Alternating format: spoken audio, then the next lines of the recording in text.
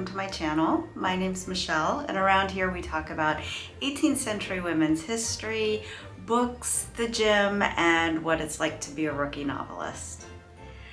Studying the 18th century means finding a lot of women who have turned their dead husbands, dead businesses into profitable ventures.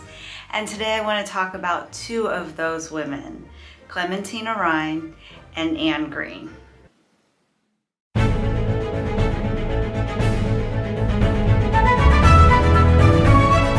So let's start with Anne Green of Annapolis.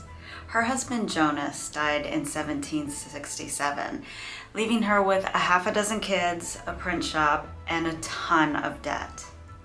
She immediately got to work fulfilling a government contract that Jonas had negotiated. She printed on time and on budget the acts, votes, and proceedings of the Maryland Assembly. And she did it so well that she earned the contract in her own name for the following year.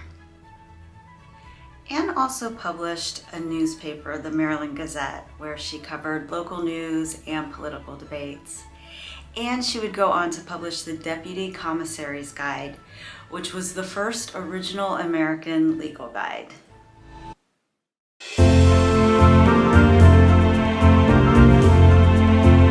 So let's talk about Clementina Rhine. It's likely that she knew Anne Green when her husband William apprenticed with Jonas Green at the Maryland Gazette. The Stamp Act would temporarily close the Maryland Gazette and would permanently end the apprenticeship. When William Rhine died, he left a failing publishing business to Clementina. She became the first woman newspaper publisher in Virginia, and she evolved William's Virginia Gazette into more of a literary publication. She published poetry, and she made sure to approach news from a female perspective.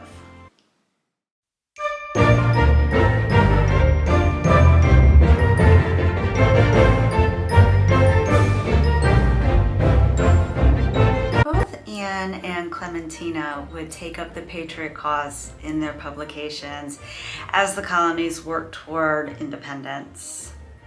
In fact, Clementina published Thomas Jefferson's A Summary View of the Rights of British America and even sold an early copy to George Washington. Clementina would die young in 1774. She was known for her literary talents and for her sound judgment. Anne would go on to pay off all of her husband's debts. She would buy her house and her print shop outright, and she would commission a portrait of herself from Charles Willson Peale. In the description box below, I will leave a link to an article that goes into a little bit more detail about Anne and Clementina and the work that they did.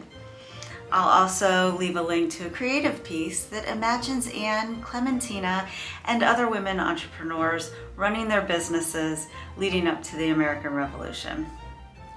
As always, thank you for getting nerdy with me, and I'll see you in the next video.